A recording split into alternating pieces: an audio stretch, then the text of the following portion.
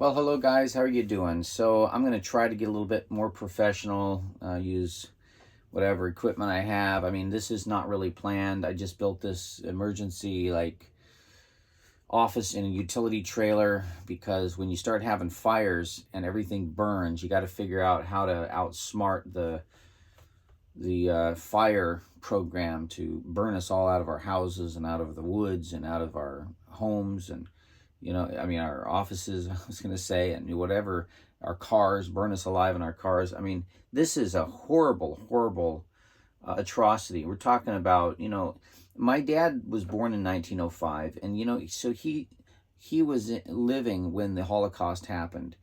People didn't know about it in America, and people in Germany were unaware. If you watch the documentaries, I don't know, some of you will disagree with this, but I know people that lived over there. I had Rolf Rosted live with me. He was over there during that time. He even saw Adolf Hitler, and they didn't know what was going on. They just knew that their neighbors were gone one day, and they thought they were being placed in better housing or something like that. I'm telling you, there are things happening in this world right now that are so atrocious and so horrible and so evil that's, put upon humanity because of greed and money. And we have to research these things. We have to really have our eyes open and learn from the past, learn from the history of those that tried to rule the world before. I'm sorry, guys. I'm just a little bit distraught. I wasn't going to do a video today. This is a family day. I'm trying to go do something with my family. And by the way, I want to mention this.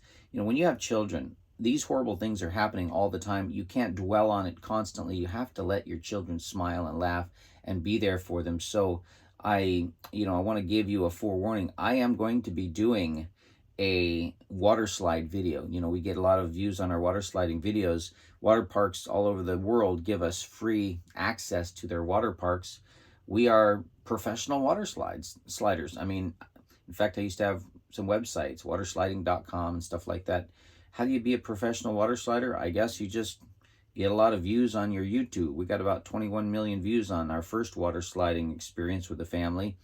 Kids, I put my number on there once, and kids were calling me. Little kids, they were so cute, and they were saying, we watch your video over and over, and we've shared it. And so I got an audience of, younger generation, and it's nice when we can affect a younger group of humanity in a way that inspires them to have what we call healthy fun. Now, back to the Maui fire, because that's really what I'm going to talk about. But I want to tell you, this is not to toot my own horn or try to promote myself, but a lot of you are like, who is this guy?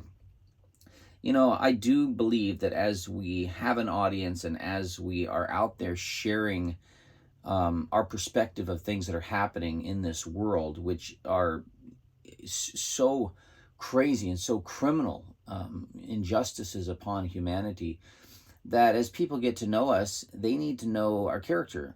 For me, my character, what I believe, my character, this is what I believe, is that my character is the only thing that I take to heaven. Some people say it's your soul, your spirit, or whatever, but it's your character. It's something that, okay, you can't see it with your eyes. I mean, you can see the workings of it, but what I mean is like the wind. Okay, you can't see it, you can't hear it, you can't smell it, you can't touch it, but yet it's something, and it can't be bought with any amount of money, but yet it's something that's more precious and valuable than anything out there.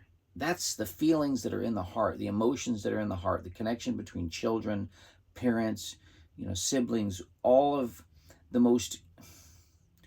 I can say is that the most valuable, the most meaningful of anything on the planet is that inner heart connection with another human being. And we need to protect that. You can't, like I say, you can't touch, you can't see, you can't pay for it, can't be bought or sold. It's just there. It just exists. And I see that in people. I saw that in people back when I started the Kalapa House of Charity to serve Maui County and really help to bring homeless people into our home to where we can treat them like family, no matter what their past or history was, and show them love. I'm going to show you something here. I'm looking down at this phone right here, and I'm going to cast it up on the screen here. This is a little bit of my past, and I'm not trying, like I said, I'm not trying to toot my horn or promote myself. I just want to give you a little bit of a background before we go into the wildfire and what's happening, not the wildfire, the atrocity against humanity and the Hawaiian people there in Lahaina.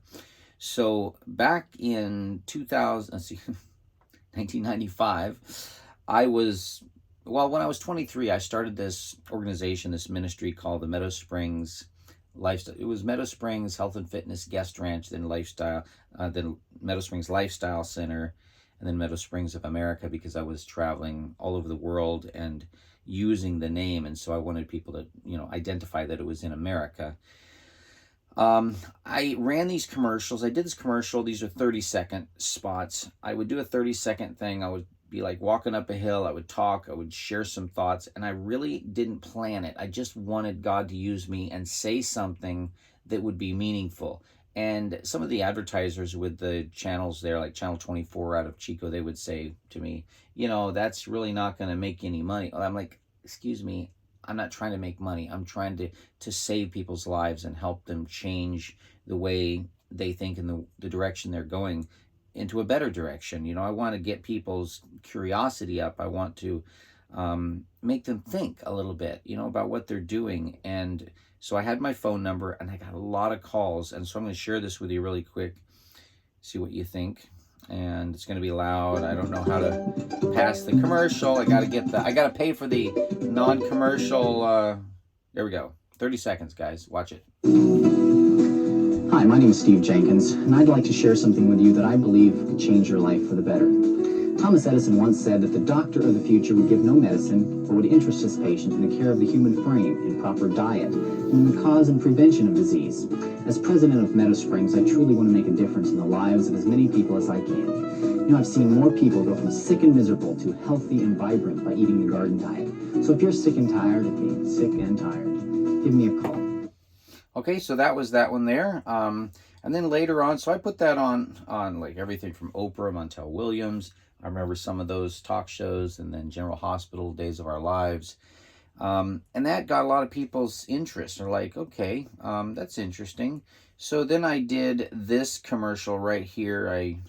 This was a little bit choppy. It was kind of like weird. I didn't like it, but the advertisers, the marketing people down at Channel 24 for Northern California, they said, oh, you need to do this, you need to say this, and you need to say this. So I didn't actually produce this one. I produced the last one.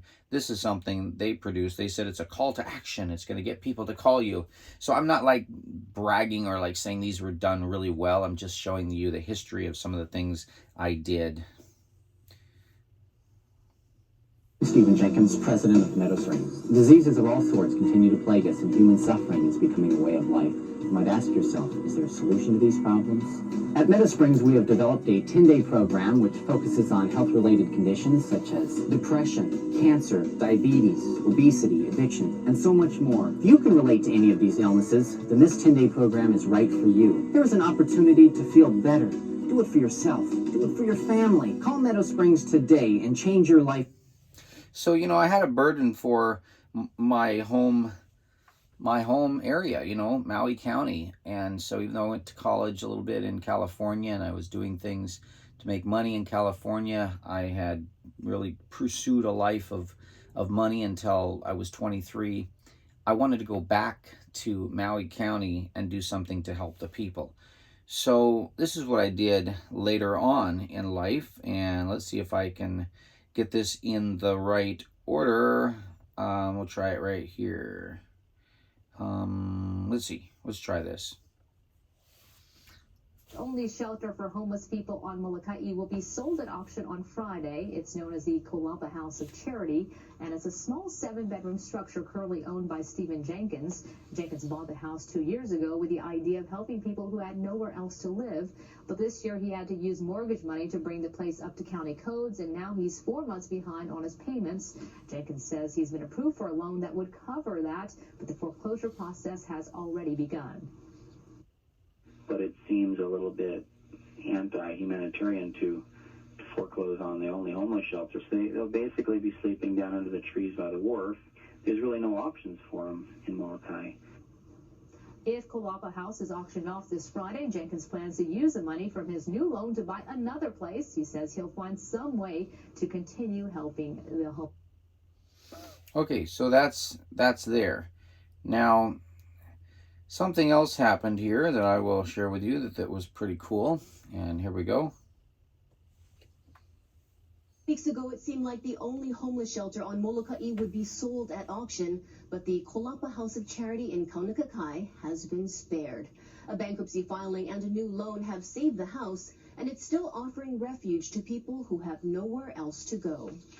I needed a place to stay, and Stephen Jenkins and Karen Jenkins, whom I work with over at the Hotel Molokai, offered to let me stay here in a tent, you know, free of charge, and they offered me food. It's been pretty good, so I just wanted to say that these guys really are doing something good, and there's a lot more people than just me staying here that they're helping out. Back in the 1920s, Kaho'olawe House was used as a boarding house for immigrants who worked in the pineapple fields. The current owner, Steve Jenkins, plans to create a backyard garden to grow food for people staying. Okay, so that's enough. I just wanted to share enough.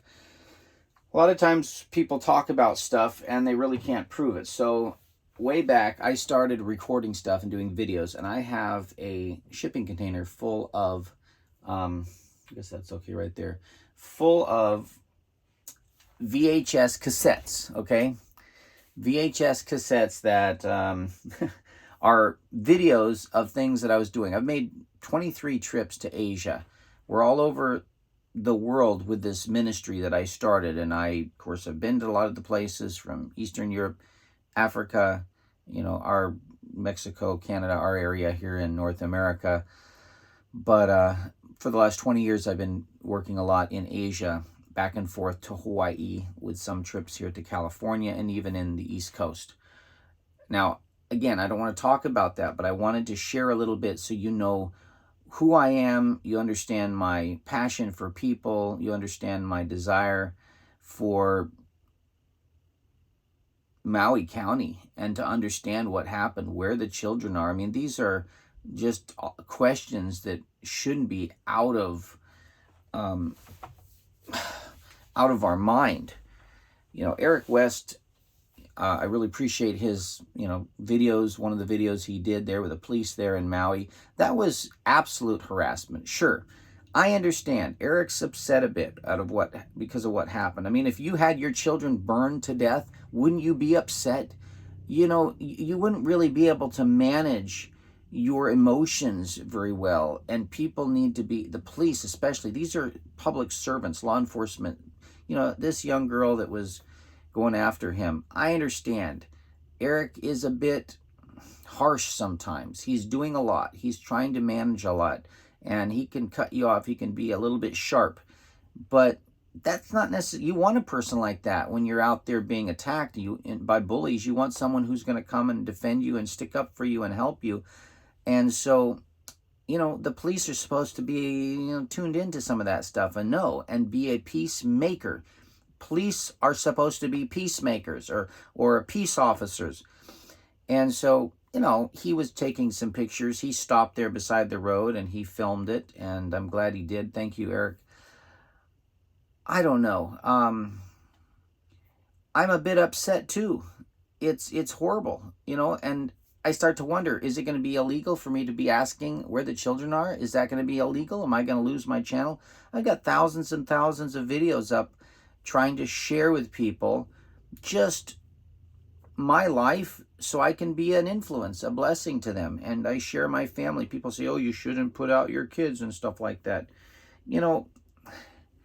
Nothing can happen without God's approval. And sure, all kinds of bad things happen. This fire was a horrible thing that happened. God didn't do it. He approved of it, because this is the way I look at it. If nothing bad happens, then you say God is keeping everything bad from happening from the bad people, then we can't really see the real true nature of the badness that's out there, the devil, his angels, the wicked humans that are out there hurting.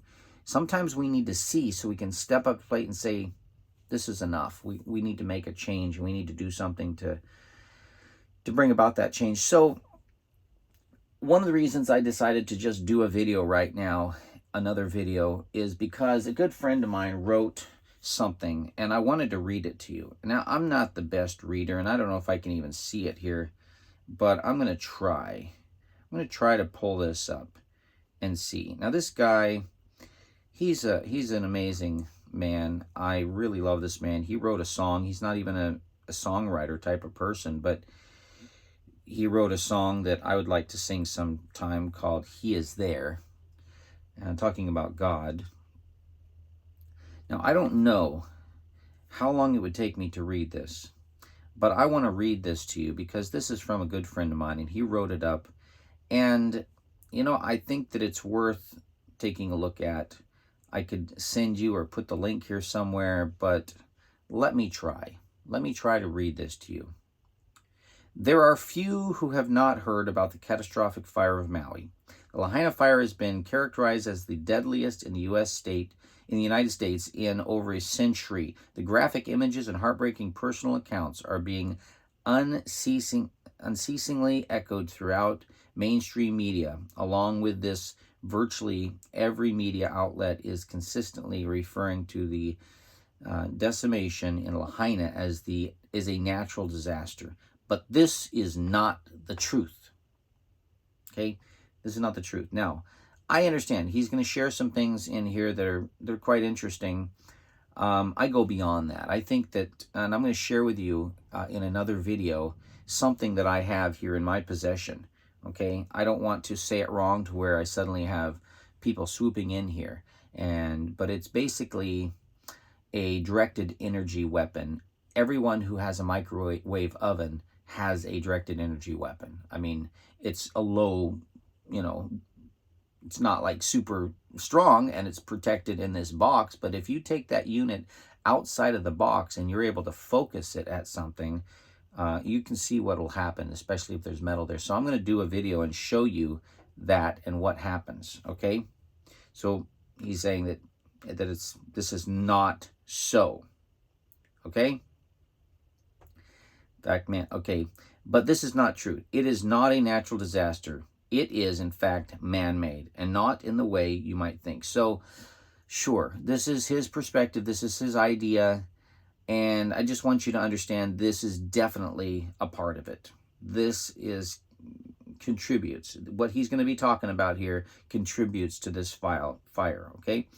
There is a dark and painful history behind the consequences that thousands are now facing, and few outside of Hawaii are aware of it. The real behind-the-scenes story is nearly as startling and the horrific loss of life from the fire itself, the scope of which has still not been entirely quantified. The devastation from Lahaina fire is very painful to me, he says, even more so than the personal experiences on 9/11, that tragedy.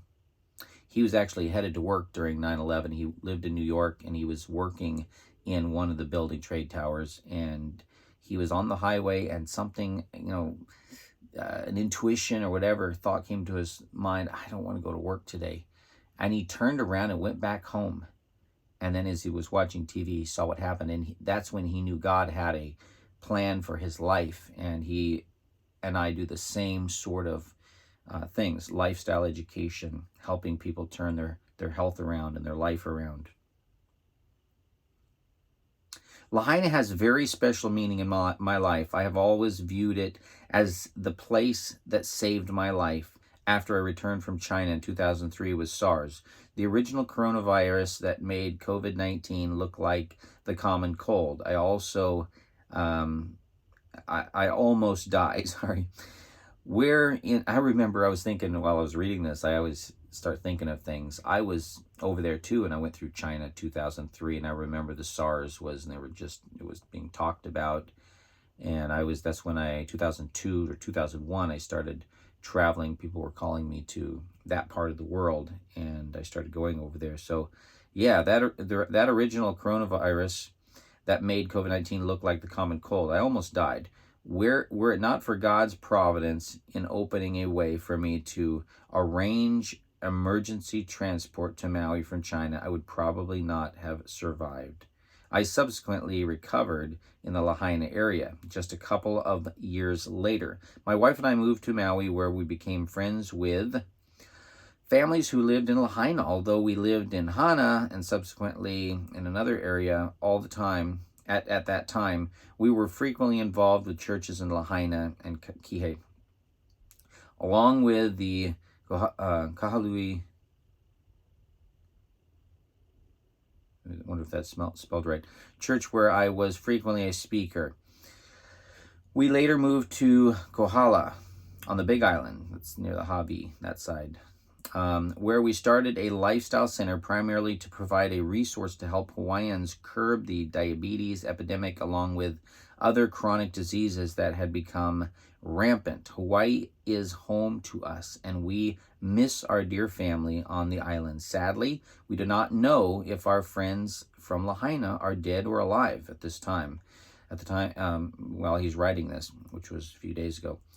If the human tragedy of this horrific fire is not bad enough, the loss of a vital part of Hawaii's history is truly devastating.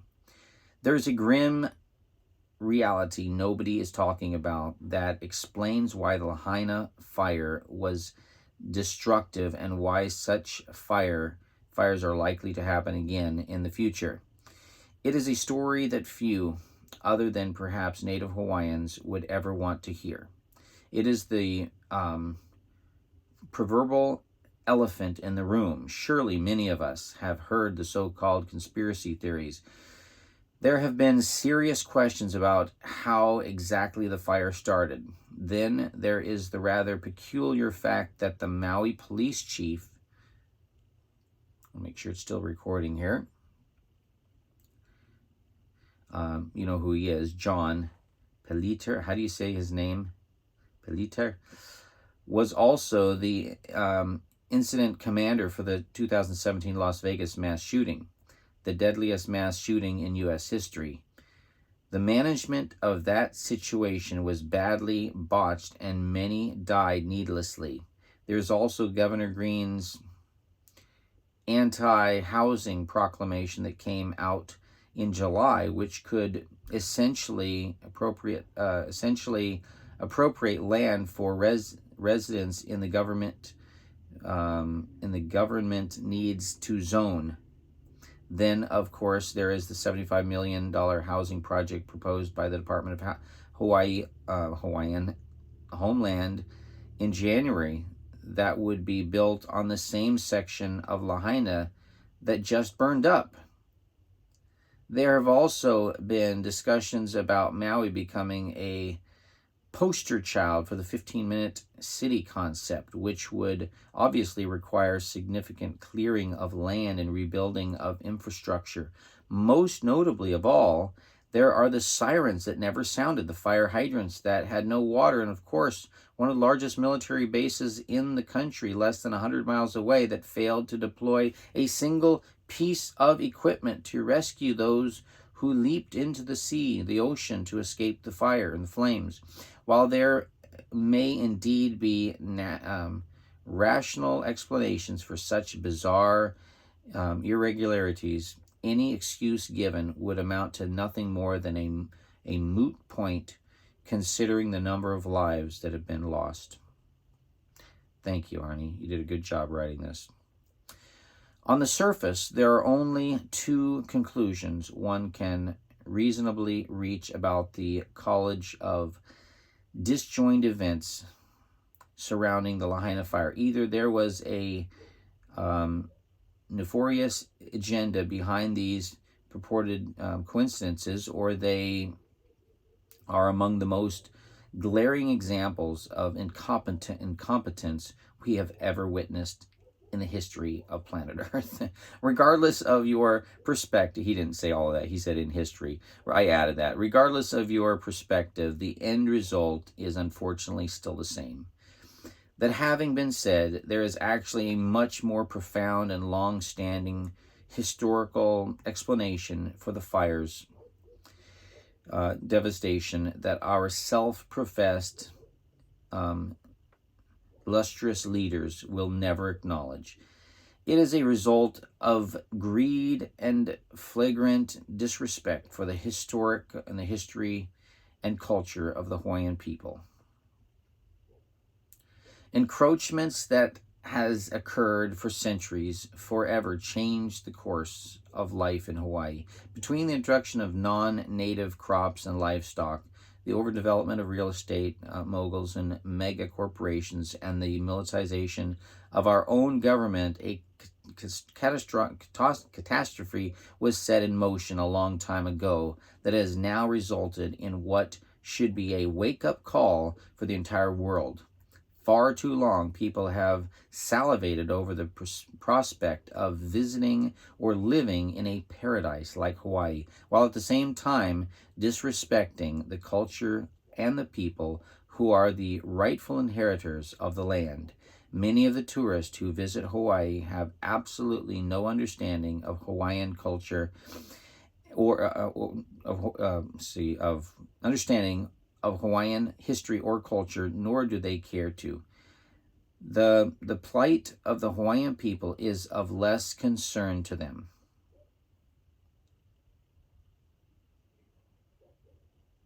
Those who visit Hawaii absolutely don't have an understanding. That's what I want to make sure I said that clearly.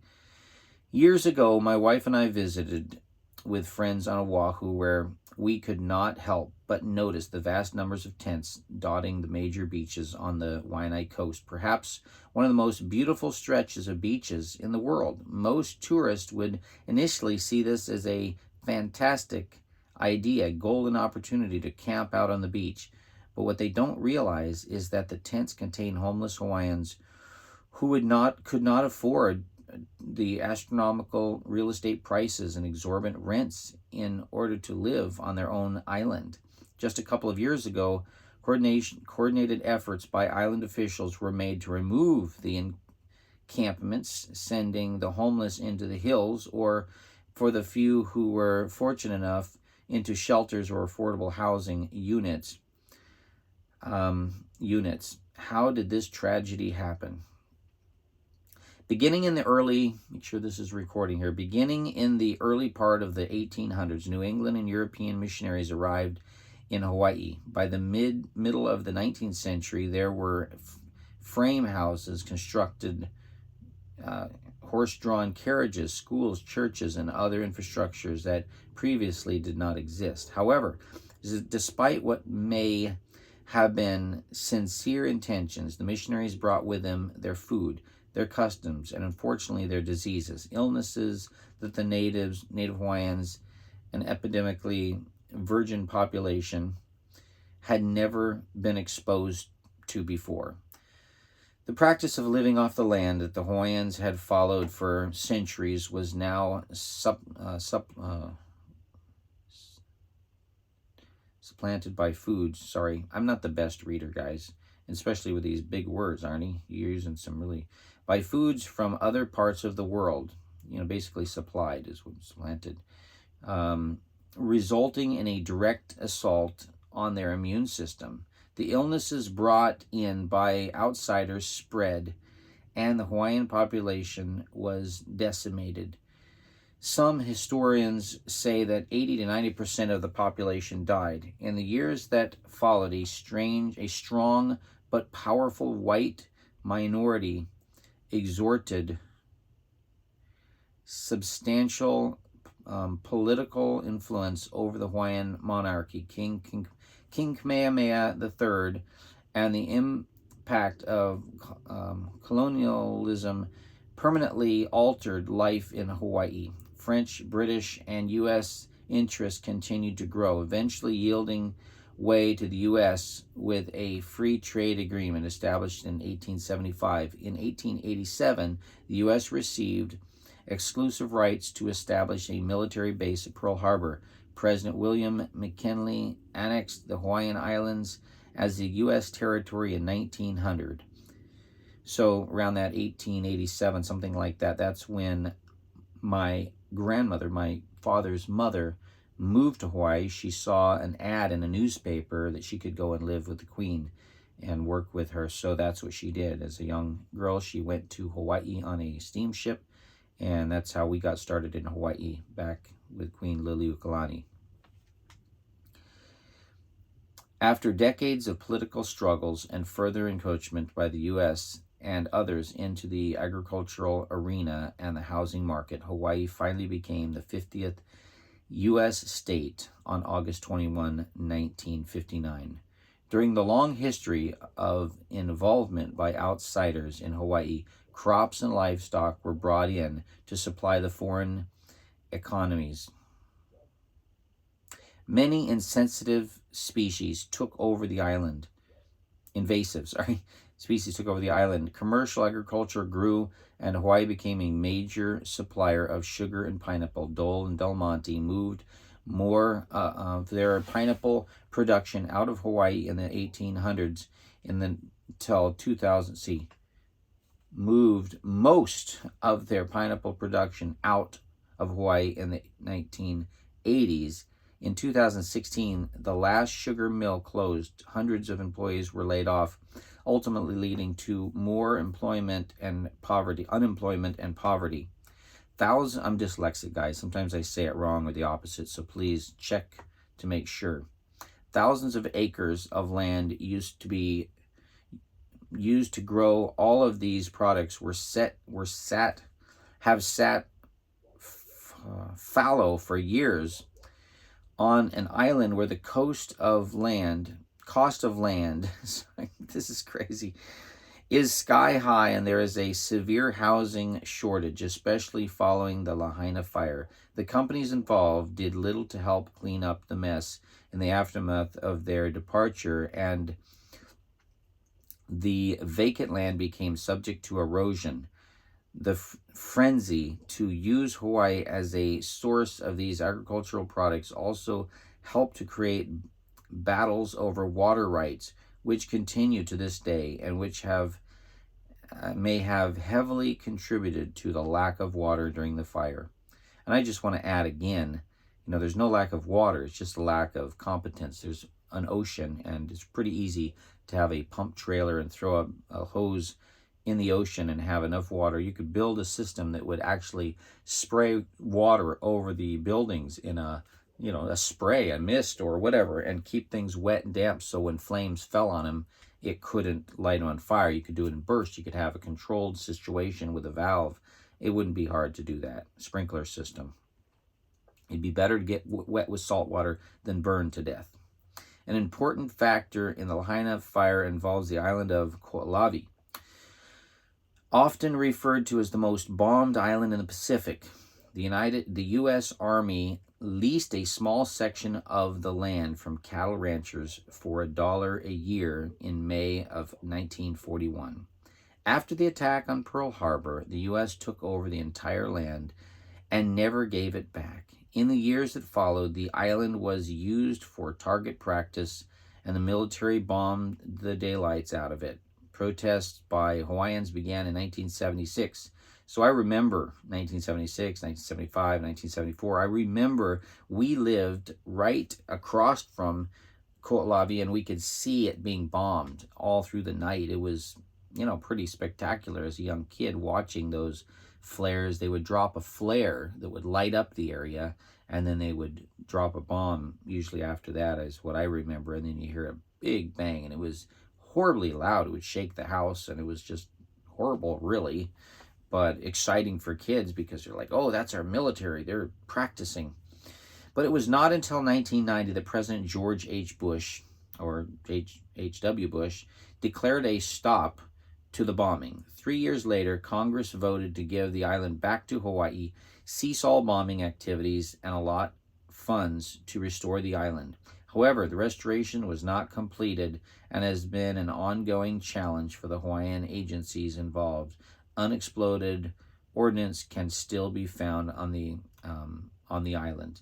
So some of our friends, like the Poi Poi family and others, actually worked over there cleaning up, and some of them are very ill. In fact, they have unexplainable diseases, and I just feel really, really bad for, the fact that they've been trying to clean it up, but there's just unexploded bombs, shells, whatever, and chemicals that, I'll just keep reading here.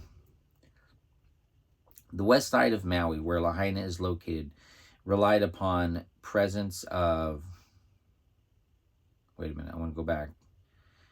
The problem was Kaho'olawe and its relationship to Lahaina fire is that the island has been literally decimated. Historically, the west side of Maui, where Lahaina is located, relies upon the presence of Kaho'olawe, a close neighbor whose foliage and accumulated moisture help to keep West Maui green and less dry. Unfortunately, the years of bombing and destruction reduced Kaho'olawe to basically a desolate pile of rocks on the ocean. That's true.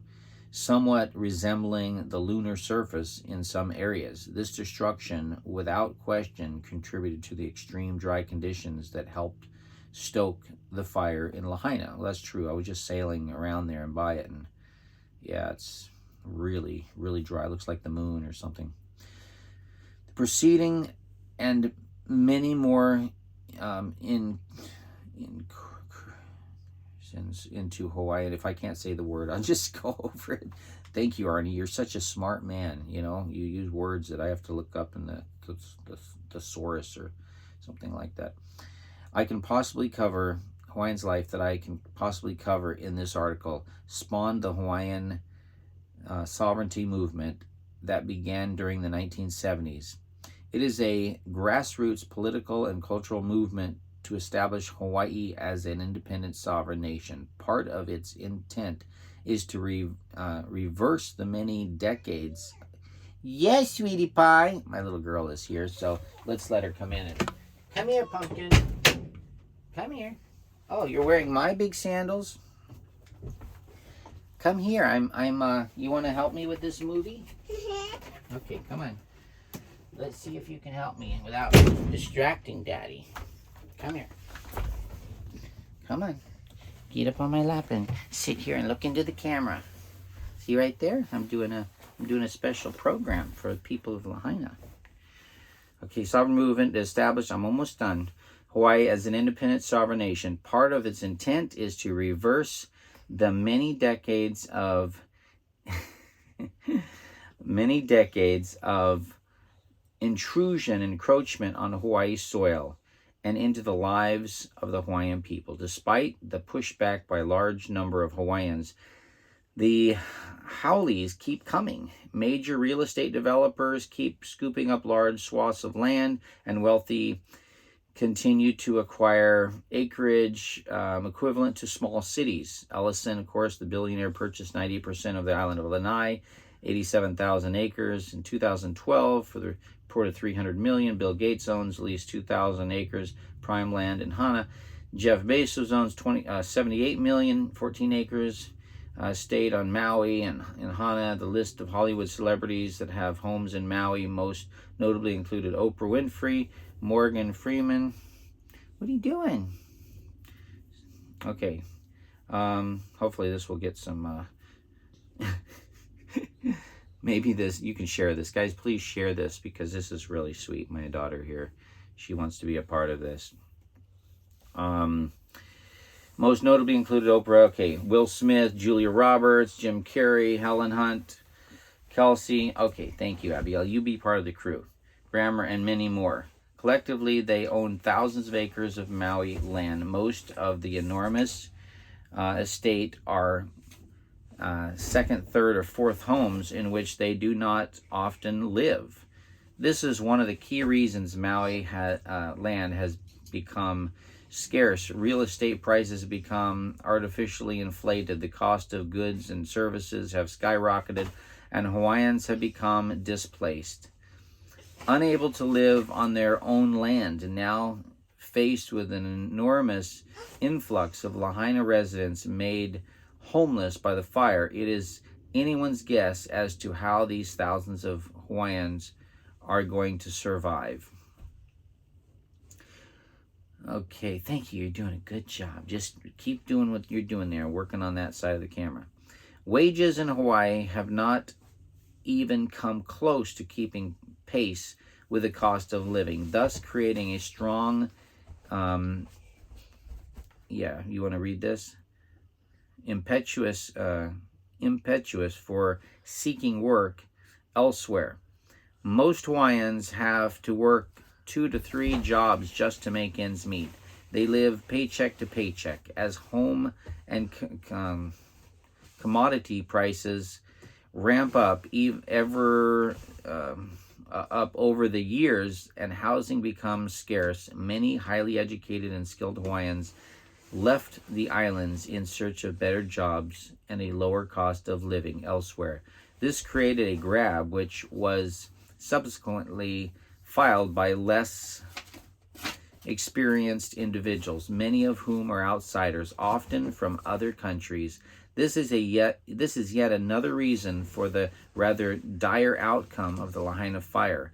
The catastrophe level of those individuals in managing the crisis and its aftermath created a, in other words, big words, quagmire that cost many their lives. A good example of Herman Angoya, head of the Maui Emergency Management Agency, whose job responsibility were way over his head. Perhaps he was made a scapegoat for others' failings, but he did not have the experience or expertise to fill that role. His failure to sound the sirens to warn residents of the impending danger was predicted on the most. Yes, sweetie pie. Yes, later. You can work on that and draw some pictures. Here, take a piece of paper. She's going to draw some pictures here. We'll send that to Wyland, okay? Over there in Maui. Okay. Thank you. Draw some pictures there for Daddy. But it is not a... he didn't sound the sirens, and he said, "Are you going to let me finish?" They're like, the reporters are, they want to know the answers. We want to know why he didn't sound the sirens so people could live. He's like, "Are you going to let me finish?" And he thinks, "Oh, wow, I have this really good reason, because we thought that they would run to the hills and get burned." Oh my God. I don't even know what to say. People are not going to be running to the hills in the evening because they know that there's a couple of reasons. Let me just stop here for a second and just explain. Because waves take time. The sirens go off way before the waves actually get there. So people have time to go outside and to talk to people and to contemplate, and they're going to see the smoke, they're going to smell the smoke, they're going to be aware that something is going on, and they're not going to go off the road and running in the rocks, and they're going to go in their car and they're going to go on the road, which doesn't go. There is several roads up higher, but it's just that's not really the most intelligent thing. Oh, I'm filming here. You want to come in, sweetie pie? She's helping me. I'll be out in just a bit. That's Mommy. Mommy. Yeah, Mommy's come in. The failure to sound the sirens to warn the residents of the impending disaster was just horrible. It was most flimsy and indefensible argument, okay? But he is not alone. The level of incompetence and the mismanagement that created a death trap for Lahaina residents is almost unprecedented. And now the higher-ups are trying to cover up their mistakes instead of being transparent and forthright. During our years of living in Hawaii, my wife and I encountered many bureaucrats that were poorly trained or lacking the experience to hold the position they occupied. It was a stunning revelation that led us to have a deep concern and, quite frankly, worry for those living on the islands. Okay, she likes to watch fish swimming in an aquarium. That's absolutely true. I can think of a dozen right now. I mean, I don't want to mention their names right now. I probably should later, but you can look at that. Yeah, you can go ahead and look at that. Go ahead. Thank you for asking. she's kind of like a whirlwind when she comes in. Things start falling off shelves, and she's getting into all kinds of stuff. She's looking at my my earbuds there. They're wireless. Yeah, be careful with those. So people hold these offices that, yeah, put that in your ear.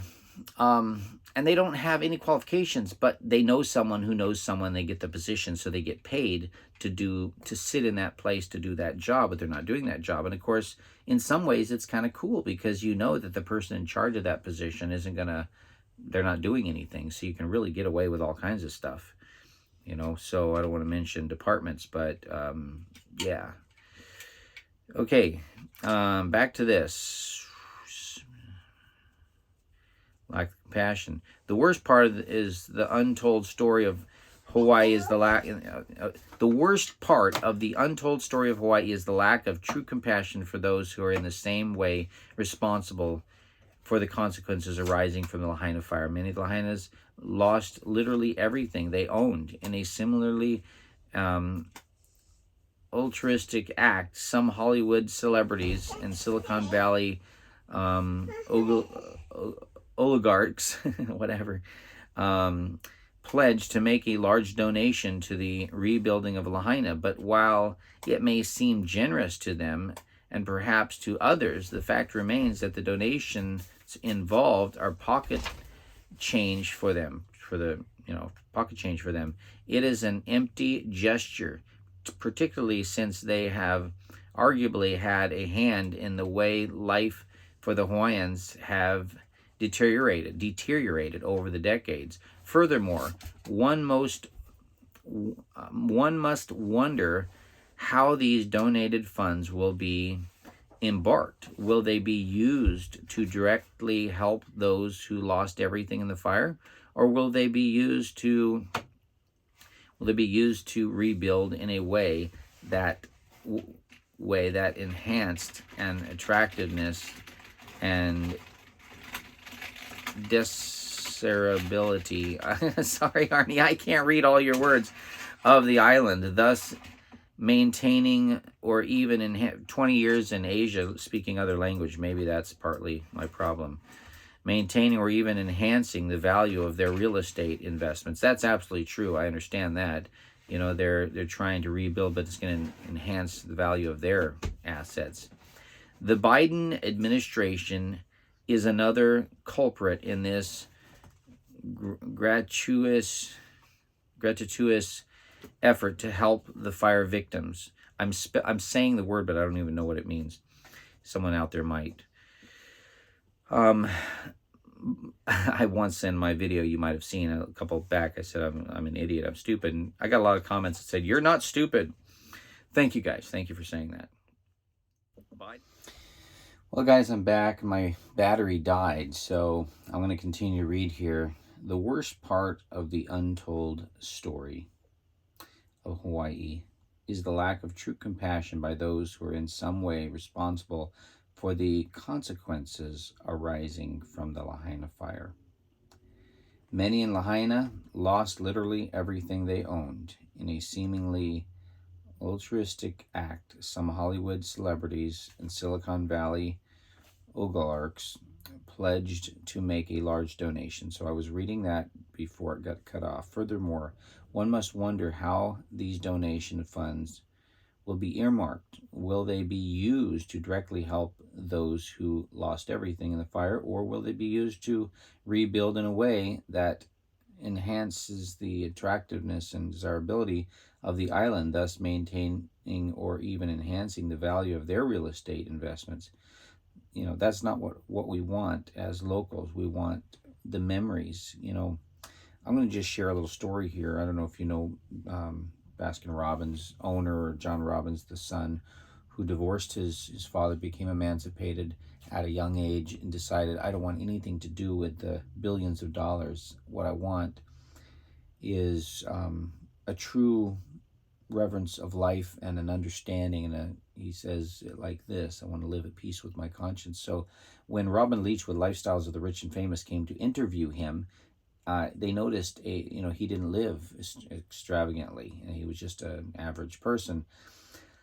hardworking American, but there was a chair that was absolutely ripped up, and this chair at the table, his wife, John Robbins' wife, offered some food to the TV crew, and they did some interviewing and stuff like that because they were interviewing lifestyles of rich and famous, kids of billionaires. And so the guy said, one of the camera guys said, or the director or someone, maybe it was Robin Leach, I don't remember, but I heard John share this in person. He said that the cameraman or the person in charge of the crew said, "Can I just ask you a question? I know that you're maybe not so wealthy, but don't you have enough money to buy a new chair?" And John Robbins said, "Well, that was our cat's scratching post and scratching place, the clawing.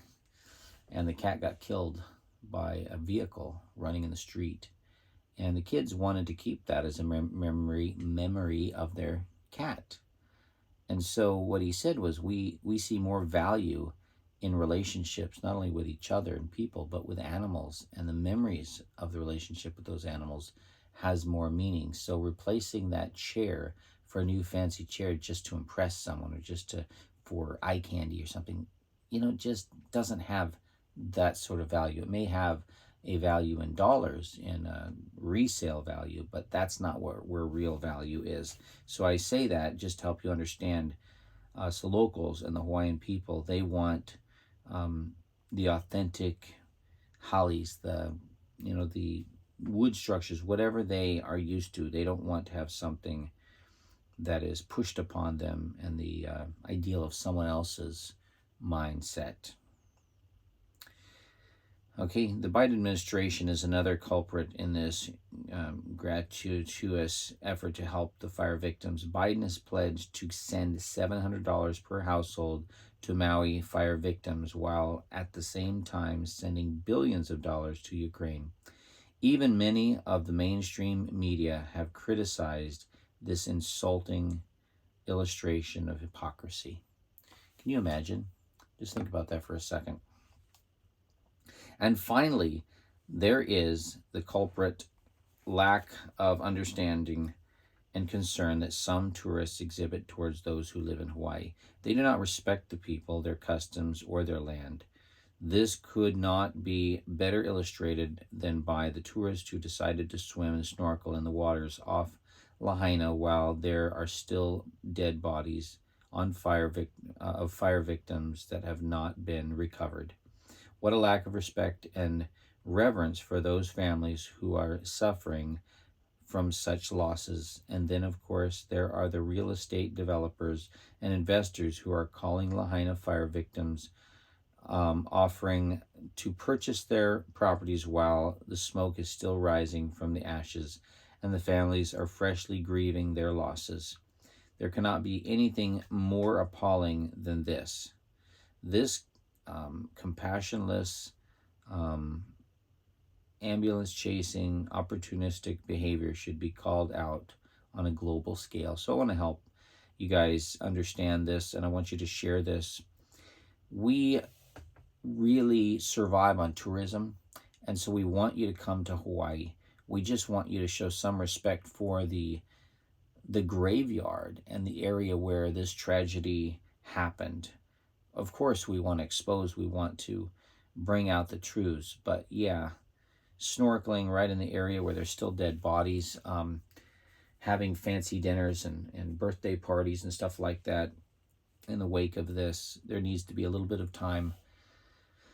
But please understand, we don't want tourists to stay away, and we don't want you to feel like you're going to be scrutinized or falsely accused of not caring, in some way. We just want you to snorkel in other areas, not close to Lahaina and that area.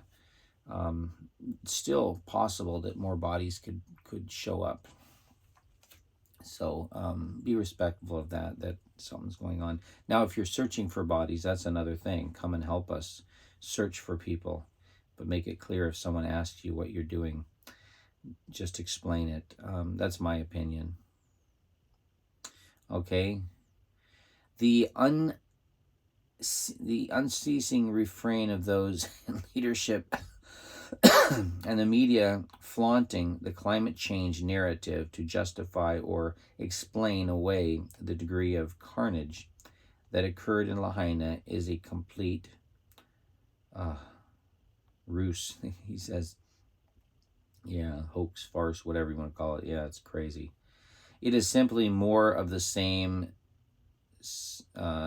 subterfuge that characterizes the political landscape in America today. The fact is, when you consider how the dire consequences of the fire came about, they all have blood on their hands. They will never acknowledge their complicity in aiding and abetting those who are responsible for this fiasco or the circumstances that created it, and use every means. They will use every means at their disposal to cover it up. The bold pronouncements they make are nothing more than a heavily leveraged political agenda. After all, it is a well-established practice in the political arena these days not to let a good crisis go to waste. The very term climate change is absurd when objectively evaluating Earth's history with climate dynamics, granted. So this may upset some of you guys. Sure. I mean, I have friends, they just go crazy when you talk about climate change and global warming, and they want to be part, it's like they really want to be part of something that is really meaningful and true and all of that. Did you see this guy recently? He's the founder of the Weather Channel, and he was being interviewed, and they were asking him about some of this stuff. And by the way, I was friends with one of the major spokespersons in Hawaii who worked right under the Pope at the Vatican. He was a spokesperson for climate change for the Pope, and he recently died, but he's up in Palolo Valley, and some of you may know who he is. I'm not going to mention his name, but if you're watching from that area, you can mention his name. He's passed away since, and I know right where his house is and go there, friends that live at his house still, and I know his family. So I'm good friends with these people. Doesn't mean we can't love each other and all of that, but yeah, for those of you who really do believe in it, and even in slight conversations, some of my friends that work with me right now, they're like, you can see it below. They don't even want to discuss it because to them, it's so, there's certain things that are so obvious, okay? But just be kind.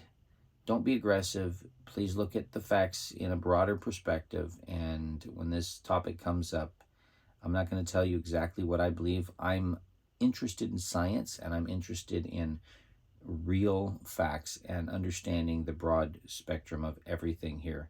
So that's what I'll say on that. The bold proclamation that there is nothing more than a heavily leveraged political agenda after all. Okay, so this is, I've read this again.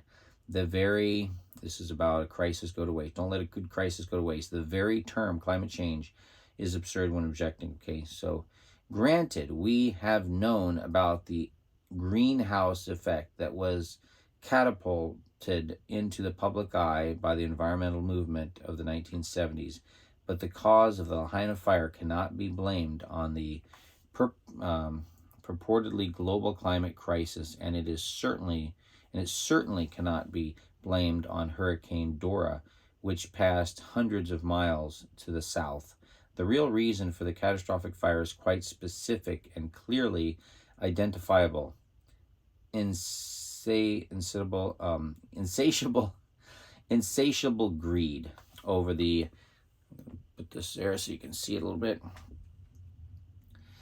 Insatiable greed over the centuries created the perfect storm that destroyed Lahaina. The standard mantra in climate change is only a cover, a plausible sounding explanation for the uninitiated. So anyway, you can see the word there. Okay, I guess it's uninitiated, so that maybe there's a mistake there. A plausible sounding explanation for the uninitiated so that they will accept whatever their authoritarian leaders promote, including 15-minute cities and climate lockdowns. Okay, you can see here where this is coming from. While people bicker over the motives of government officials and the obvious flaws, sorry, I just wanted to look up here and make sure you can see it's in the handling of the fire response, the real long-standing historical truth continues to remain buried from an uninformed public and an unsympathetic tourist industry that, while providing jobs and revenue, is simultaneously ravaging the landscape in Hawaii and the lives of its people. Indeed, the real cause of the catastrophe in Lahaina is the greed and disrespect of those who live there, and the ongoing feeding frenzy that threatens to take their land from them. It is the hallmark of a godless society that condones the idea that the end justifies the means regardless of the human consequences. The devastation caused by the Lahaina fire will always stand as one of the most glaring examples of the averse and lack of compassion that have engulfed our society. It was an accident waiting to happen, with unrelenting anguish for those who know the truth. Prayers and support are sorely needed for the families that have lost their homes, their possessions, and their loved ones. Okay, so about the author, Arnie Suntag, he's a friend of mine. He's the founder and president of Walk of Faith. And you can see that right there. I'm going to share a little bit more with you here, and then we're going to close this out. Thank you guys for watching this channel, by the way, and for sharing. If you can share this, sharing this sort of stuff can do some good. I believe there is even more crime involved with this. A lot of times we don't know, of course, all the exact details, but as we search, there needs to be brave people out there looking, investigating. When they see a clue or something that doesn't look right, investigate it and find some of the facts that surround that and share it, and maybe other people can shed light on it. Anyway, I apologize. I am very distracted. I'm managing a family. I'm juggling lots of stuff. You guys don't have any idea how many projects I have around the world that are small, but they're human beings, Americans, and close friends of ours that are in different parts of the world with no money at all, just totally relying on God, faith, and I, of course, have a burden to make sure my friends don't starve to death, and they are sharing what we believe is the most important thing to share, which is the gospel of Jesus Christ. And with that, I'm going to pray. Our dear loving Heavenly Father, I thank you for Arnie's article, Lord. I hope it shares some light on some of the things. We know it's a huge, we could write a book on this and just barely break the surface of the atrocity and the horribleness that's been happening to your children, and especially the Hawaiian people and the locals.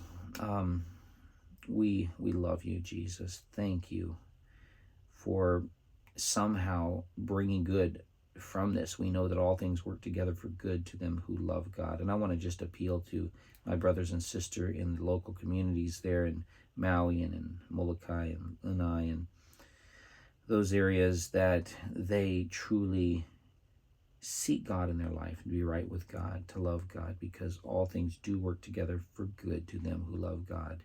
When you love God, doesn't matter what has happened. Only God can take the worst problems like this Maui Lahaina fire and turn it around into something good. Lord, I can't wait to see what can happen. But Lord, I know it can. And I just pray earnestly, seeking you, and each one who's watching this video right now, if you can please say yes right now. Yes, we agree that will give the angels of heaven and God himself and Jesus and the Holy Spirit the ability to of course, they have all power in the world, but for some reason, we know they have to allow some of this pain and suffering to happen. But it is our prayers, and it's our unity in these prayers that bring about a change. And I don't quite comprehend and understand, Lord, why you don't just do everything good and take away all the evil. But I mean, I do have a concept of it, and I know it's so that we can see the workings of Satan and not be on his side, and see the goodness of your side and be a part of your side. We know that only you can take these horrible things and bring them into something good. And then eventually we believe that you will rescue us. And we are looking forward to that day that we can look up and say, lo, this is our God. We have waited for you, Lord. You have come to save us, and we know that you will. And we're looking forward to that. Help us to be ready. We know that it's not a specific organization or specific church, but it is your children, your people. You know us, and we know you. And Lord, thank you for the opportunity to have everlasting life through your Son, Jesus Christ. In Jesus' precious name, amen. Thank you, guys. We love you. God bless. Bye-bye.